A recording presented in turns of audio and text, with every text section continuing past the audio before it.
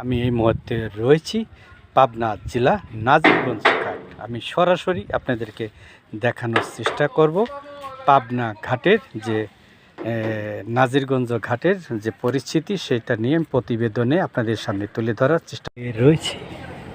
পাবনা জেলা নাজিরগঞ্জ ঘাট থেকে আমি শেখ মোহাম্মদ বিল্লাল হোসেন, পাবনা জেলা থেকে।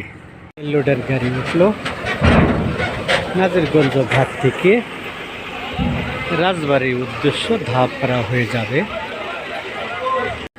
দেখানোর চেষ্টা করছি একটা বেকুলোড যে ট্রাকটি উঠে গেল এই মুহূর্তে।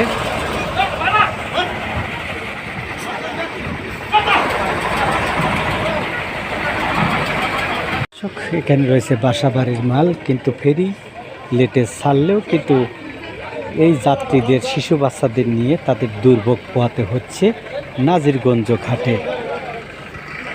দর্শক, আমি আপনাদেরকে বিস্তারিত দেখানোর চেষ্টা করছি। আপনারা দেখছেন যে বেকুলোট নিয়ে ট্রাক উঠছে, আর সামনে রয়েছে একটি মিনি ট্রাক এবং বেশ একটি প্রাইভেট কার, পিছনে রয়েছে আরও মিনি ট্রাক। আমি সরাসরি আপনার সাথে রয়েছি পাবনা জেলা নাজিরগঞ্জ ঘাট থেকে দেখানোর চেষ্টা করছি। প্রিয় দর্শক শ্রোতা, ফেরিতে কিন্তু যাত্রী উঠছে। ফেরি যদিও কিছুক্ষণের মধ্যে ছেড়ে নাজিরগঞ্জ থেকে ধাপাড়ার উদ্দেশ্যে যাবে।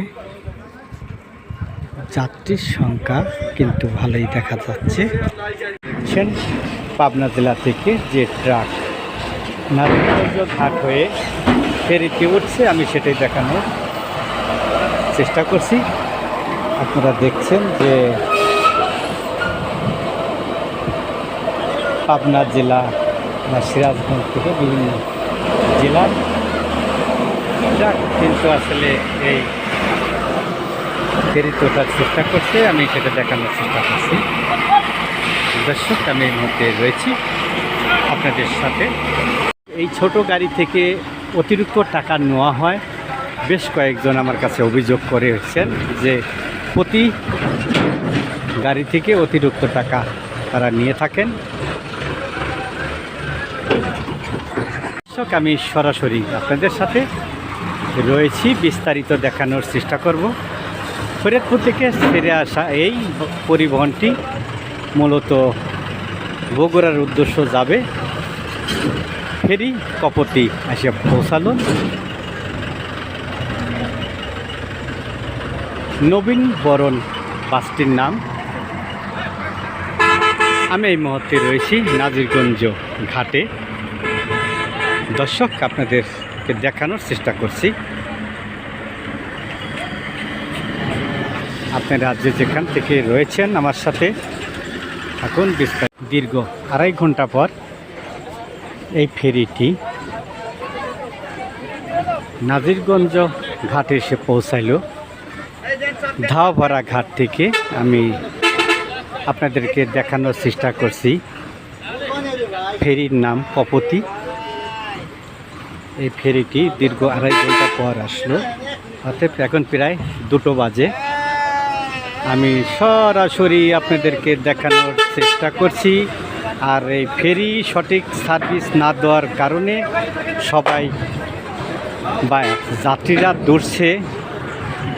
এই ফেরির যে কর্তৃপক্ষ রয়েছে বিআরডব্লিউটিসির কর্মকর্তারা, তাদের অবহেলার কারণেই কিন্তু মূলত এই ঘাটটি অচল হয়ে যাচ্ছে এবং যারা যাত্রী রয়েছেন তাদের ভোগান্তির শিকার নেই।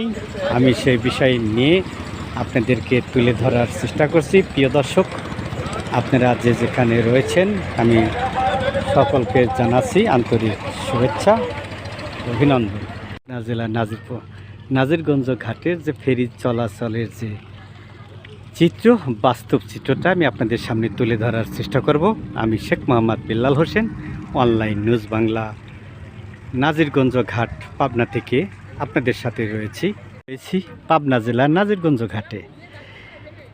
2 থেকে 2.5 ঘন্টা পর পর ফেরি ছাড়া হয়।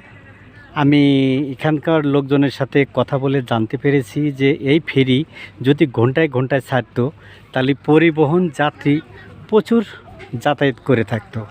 আর বিআরডব্লিউটিসির অবহেলার কারণে এই ঘাটটি আস্তে আস্তে বিলীন হয়ে যাচ্ছে আর ভোগান্তির শিকার হচ্ছে যাত্রীরা।